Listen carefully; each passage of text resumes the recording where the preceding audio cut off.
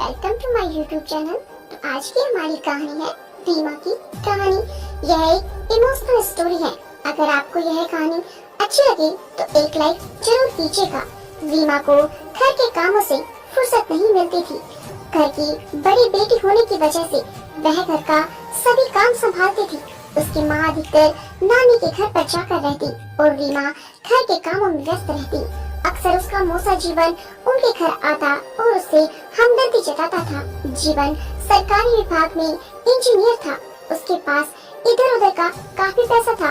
वह इश्कबाज किस्म का इंसान था और लड़कियों पर अक्सर दिल खोल कर पैसे उड़ाता था।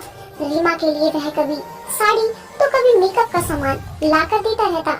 रीमा को घर में इस सामान के बारे में कोई पूछता भी नहीं था कि उसके पास ये सामान कहां से आ रहा था। छोटी बेटियों पर उसके पिता ध्यान देते, लेकिन घर की बड़ी बेटी रीता जैसे घर के काम वाली हो उसे सिर्फ काम के लिए ही कहा जाता। छोटी बहनें इधर उधर मटर गश्ती करती रहती, पर रीमा घर के कामों में ही उलझी रहती थी। माँ को तो अपने मायके से ही लगाव था, इसलिए वो तो अधिकतर मायके में ही रहती। रीमा ही घर चला रही थी। मौसा जीवन के लिए है सुनहरा मौका था। वह जब दबाकर रीमा से पराठे बनाने को कहता, कभी आमलेट बनवाता। सामान वह खुद ही लेकर आता। अक्सर वह रीमा के आसपास ही मंडराता रहता।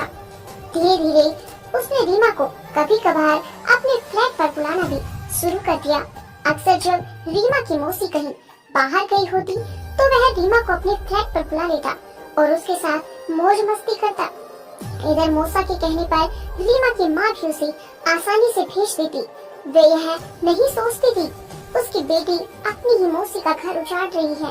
बस इसी तरह रीमा अपनी मौसी की सोच बनकर अपने मौसा के साथ अपनी बढ़ती जवानी की आग बुझाने लगी। मौसा अपनी हवस पूरी करता और रीमा अपने भीतर की आग को मौसा के आगोश में आकर शांत करती।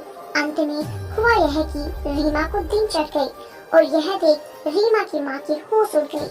रीमा के पिता तो गांव आने जाने ही लगे रहते थे। रीमा की माँ ने उसके मौसा जीवन से खूब खरी खोटी सुनाई और उससे हर जाने में भी मौसा से छोटी रकम ऐंठ ली। जब रीता के गर्भ को गिरा दिए, इधर उधर डॉक्टर की खोज हुई।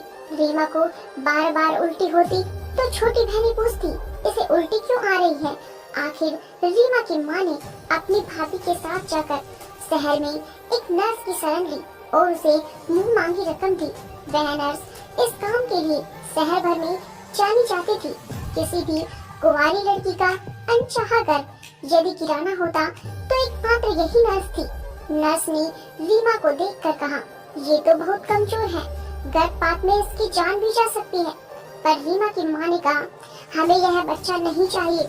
अगर किसी को पता लगा कि बिना शादी के हमारी बेटी के पेट में बच्चा है तो हमारी बहुत बदनामी होगी। प्लीज आप किसी भी तरह गर्भपात करा दीजिए। आखिर रीमा का गर्भ करा दिया गया और कम उम्र की वजह से और कमजोरी की वजह से रीमा का शरीर यह सब नहीं झेल पाया और उसकी मौत हो गई। अधिकतर लड़कियां पहली बार इन सब बातों से अनजान रहती हैं। जवानी की धधकती आग में वे सब कुछ भूल कर अपना सब कुछ जीवन जैसों के हाथों में लुटाने को तत्पर रहती हैं और फिर बाद में उन्हें पछताना पड़ता है। सो फ्रेंड्स, आपको यह छोटी सी कहानी कैसी लगी? अगर यह कहानी अच्छी लगी हो तो एक लाइक जरूर करें और ऐसी ही और कहानियों के लिए मेरे चैनल को सब्सक्राइब करें। Thanks for watching.